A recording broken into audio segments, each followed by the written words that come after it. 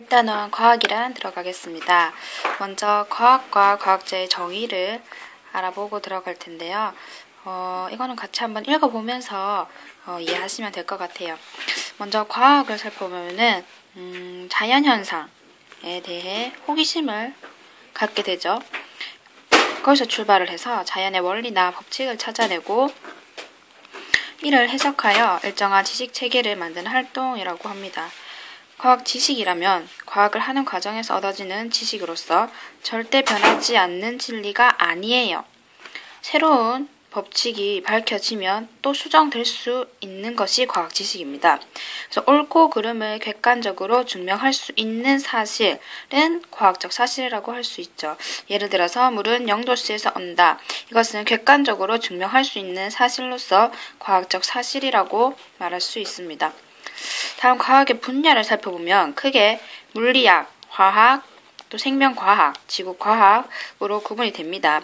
실제 전문 분야는 또 세밀하게 구분돼서 수백 가지로 나누어지죠. 과학자를 한번 살펴보겠습니다. 과학자는 앞서 살펴본 과학이라는 개념에서 연장될 수 있겠죠.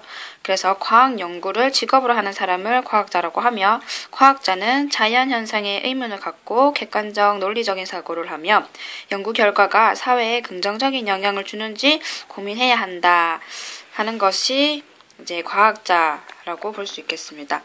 이어서 과학 탐구 방법을 살펴볼 것인데요. 일단 탐구라는 것은 과학 지식을 얻기까지의 과정을 탐구라고 합니다.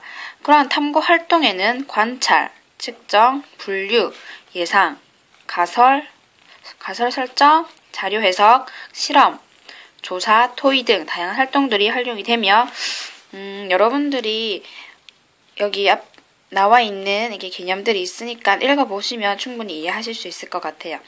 바로 과학의 탐구 방법으로 넘어가도록 하겠습니다.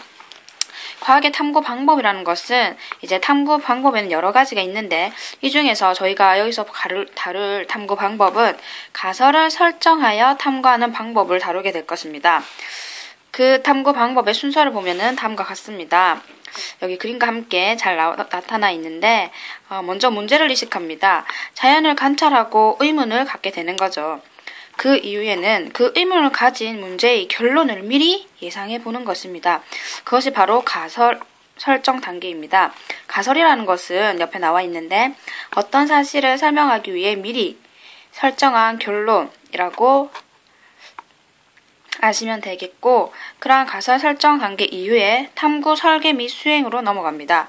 실험을 설계하고 이에 따라 실험을 진행하게 되는 것이죠. 그 다음으로 넘어가면은 이제 실험을 통해 얻은 결과를 정리하고 분석하는 자료 해석의 단계, 그리고 이어서 실험 결과를 결론을 내리고 가설과 맞는지 확인하게 됩니다. 바로 결론 도출 단계입니다. 근데 여기서 중요한 것은 결론을 도출하였는데 가설과 맞는지 확인을 하는 단계인데, 앞서 설정했던 가설과 맞지 않는 경우, 그럴 경우에는 밑으로 내려가는 것이 아니라 다시 가설 수정 단계로 넘어가게 됩니다.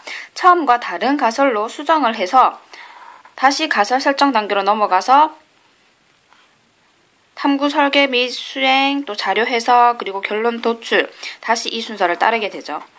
그래서 이제 가설과 결론 도출이 맞는지 확인되면 일반화에 이르게 되는 것입니다.